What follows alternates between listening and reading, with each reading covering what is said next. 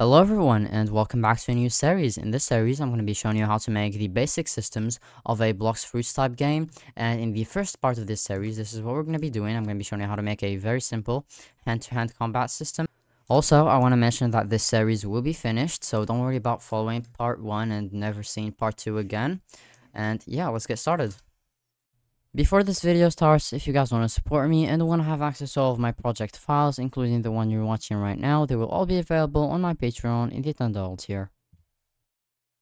Okay, so the first thing we need to do is to make some animations. So we're gonna go to the avatar tab over here, and we're gonna click rig builder and click on block avatar and drag your rig somewhere in the base plate like here. And what I'm going to do is click on the animation editor plugin, go to avatar and just click on this, and then just click on the rig and hit create. And this will be our combat stance animation, so it's going to be looped, so make sure to check toggle animation looping, and then click on these three dots over here and make sure that set animation priority and set it to action. And then what we're gonna do is we're gonna make our punch stance animation. Now I've already made mine, but yeah, it's pretty simple. Just mess around with your rig and just come up with something, okay? And once you're done with your animation, click on these three dots again and go to publish to Roblox, and then you can just name it. I'm going to call it test, and then you can click submit, and then it will give you this ID. We're gonna copy it and we will close this. I'm gonna add an animation to the workspace and we'll call it punch hold, and we will set the animation ID property to the ID that you just copied. And now we're going to make the animation for the punch-in. So the way that's going to work is make sure that looped is unchecked, but the animation priority is still set to action. And then you can just make your punch-in animation. Now, as I said, I already made both of these before starting the video. And basically, once you're done with that, repeat the exact same process. So just go to three dots and publish to Roblox, and then just call it punch, or I'm just going to call it test punch, and submit. And again, copy the ID, close, and duplicate the punch hold animation, but this time it's going to be punch, and set the animation ID to your new animation ID. Okay, so now we can just duplicate these rigs because these are going to be the dummies that we're going to hit. So I'm just going to put 3 of them right here, and I'll drag all of them and just, oh, I can't select, and just put them here. Okay, so now we're going to go to the starter pack, and we're going to click the plus icon and click tool. And now we'll rename this to combat, and we'll have a folder inside of it, and it's going to be called animation. So just click the plus icon, folder, and call it animations.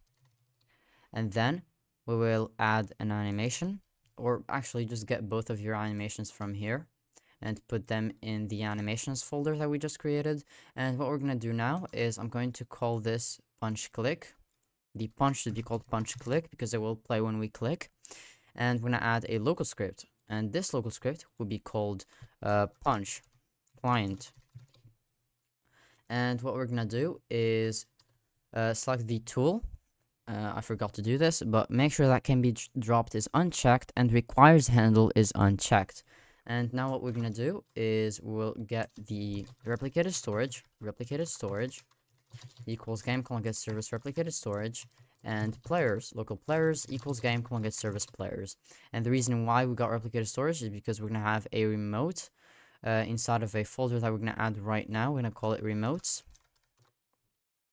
And now we will create a reference to the player. So player equals players.localPlayer, and then local tool equals script.parent, local camera equals workspace.current camera, and then local remotes equals replicated storage, wait for child remotes, the folder that we just created.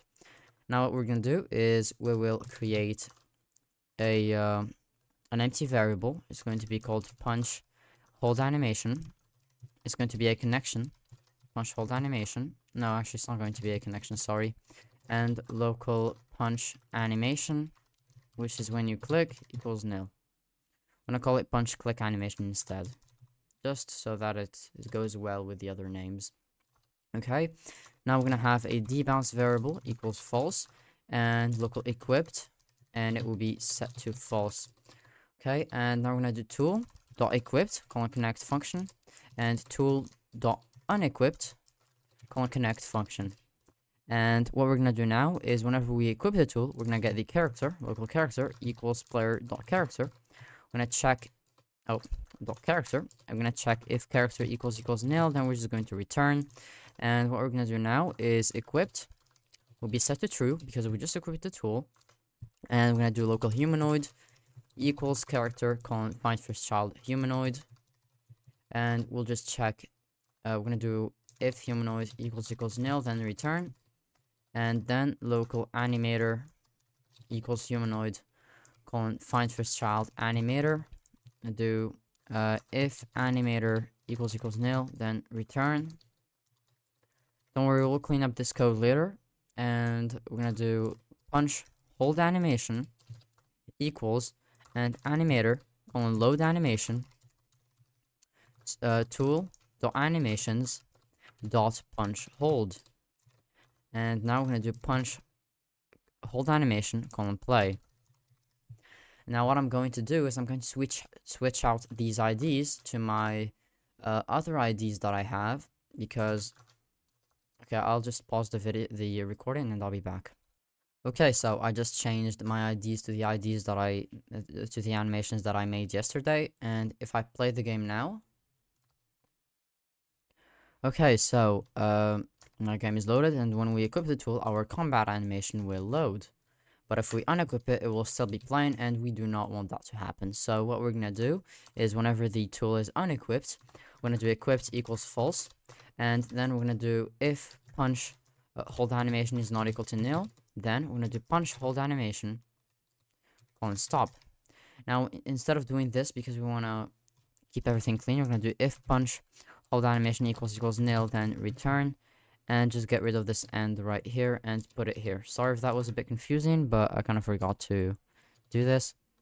And what we're gonna do now is we'll do tool dot activated. I'll just scroll down. Tool dot activated colon connect function, and activated is called whenever you click. So we're gonna do if debounce equals false, or if not, if debounce, then return. So if debounce is true, so we are still not able to click, then we'll just stop there. So return, and then we're gonna copy this line of code right here. These 4 lines of code, and we're gonna paste them here. And now what we're gonna do is we're gonna check if punch hold animation is not equal to nil, then punch hold animation colon stop. Punch hold, not punch click, punch hold animation colon stop.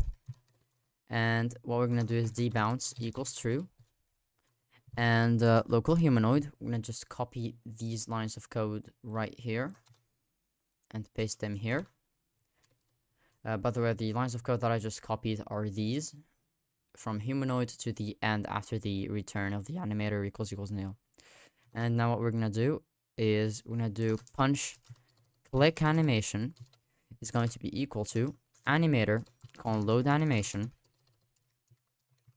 and we're gonna do tool dot animations dot punch click, and punch click animation colon play. And I think what we need to do now is just fire a remote event. I'm going to go to replicator storage, and I'm going to create a remote event, and I'm going to call it punch. And we're just going to do remote dot punch colon fire server.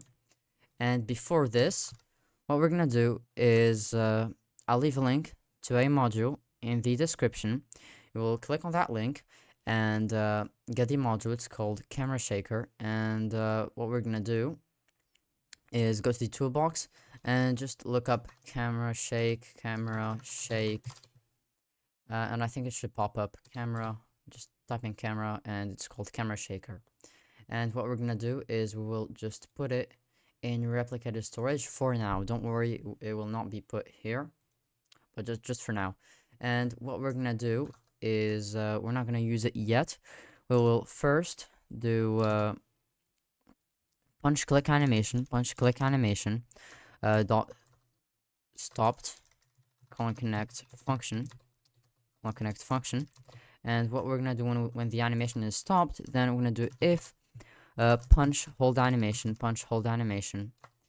is not equal to nil, and the tool is actually equipped, then punch hold animation, play, and after that we're gonna do debounce equals false.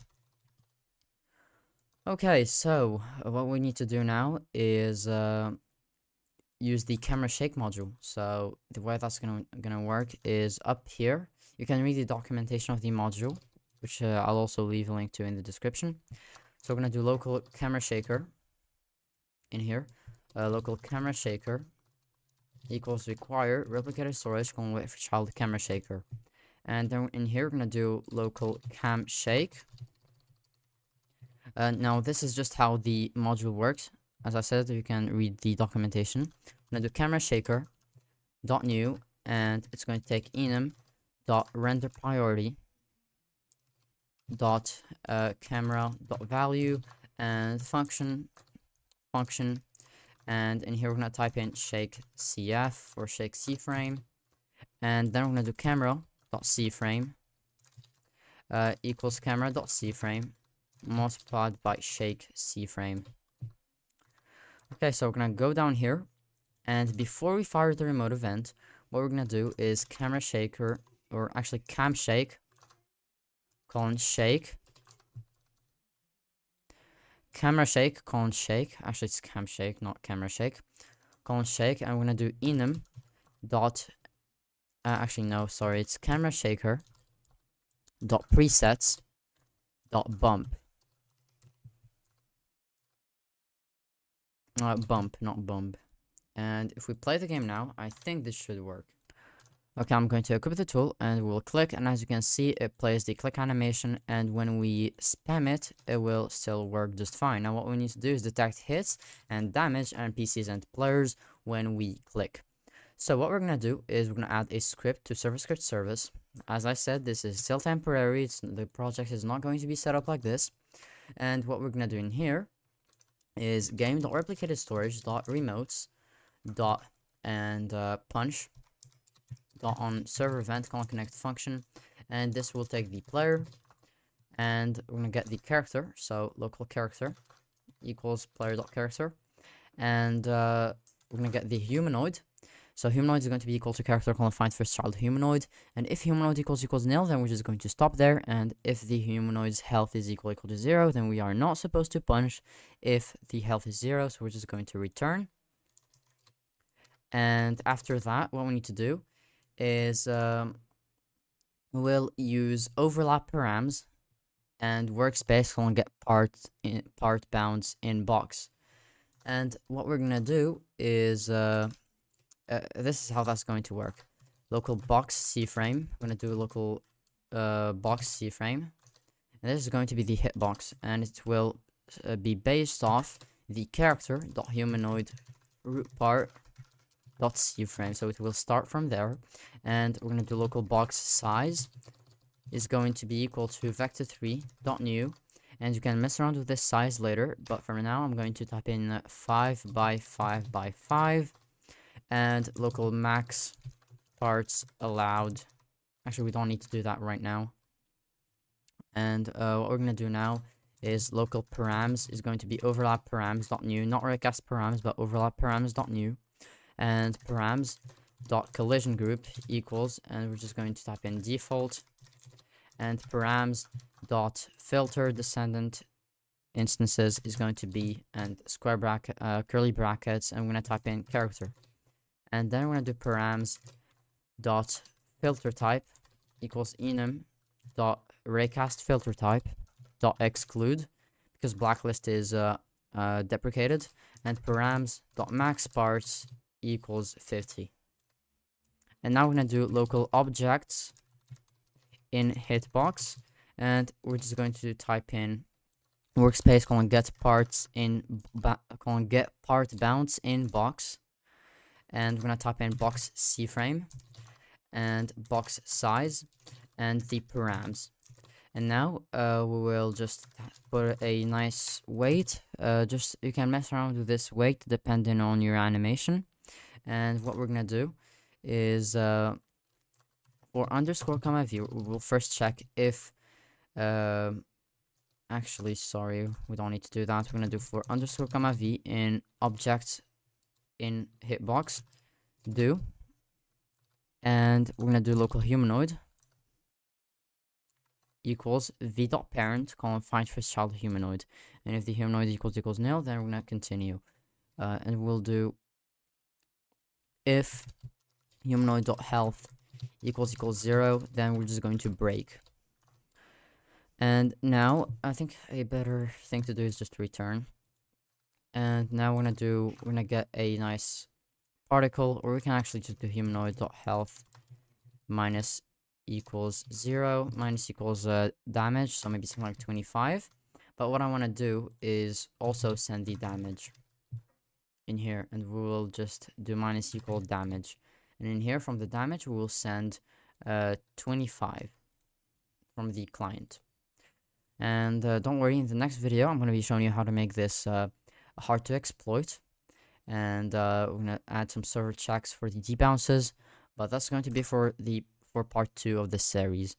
And now when we damage the humanoid, we're going to do break. And one thing that I forgot to do is don't call this a humanoid because it's already called a humanoid here. So what we're going to do is we're going to do other, we're going to call it other humanoid. And in here just do if other, just change all of these to other humanoid. And now if you play the game, I think this should work. Okay, so I just loaded in, and I'm going to try to punch this NPC. And as you can see, we are able to detect hits and damage the NPC. But as you can see, we are able to like punch from here, and that is because the hitbox is way too big. But you can mess around with the size, and to do that, you can just do it from here. Just mess around with it, and you can also move the hitbox a bit forwards so that you're not able to hit from behind, but I'm not going to do that because I think that's just fine. And what I'm going to do is I'm going to show you how to add a nice particle. Okay, so I will leave a link to a particle that I made earlier, and I'll leave it in the description. Just click on it and get it, and just go to the toolbox and my models, and just click on your particle, and it should be in the workspace. And what we're gonna do is we will put it inside the script right here, and we'll just call it a hit particle. And in here what we're gonna do is local hit particle equals script.hit particle clone. We're gonna do hit particle dot parent equals character equals v dot parent dot humanoid root part,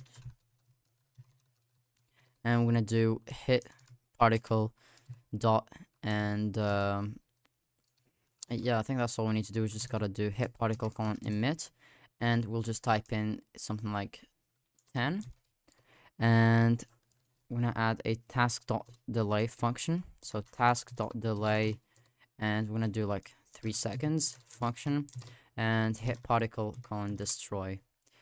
And then now if you play the game, I think this should work.